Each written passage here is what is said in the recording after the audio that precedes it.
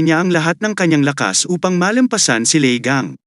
Naiintindihan niya na wala siyang oras para sa anumang mga komplikado. At hindi rin niya intensyon na patayin si Lei Gang sa ganoong kaduwagan.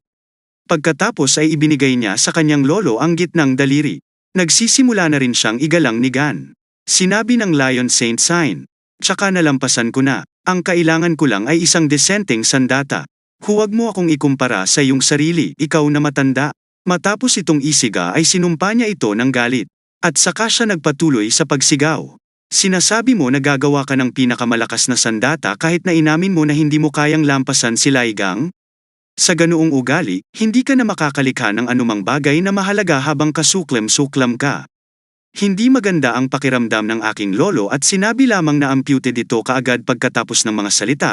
Nagpasya siyang atikihin si Stephen, sumisigaw na pagsisihan niya ito. Ngunit ang banal na marka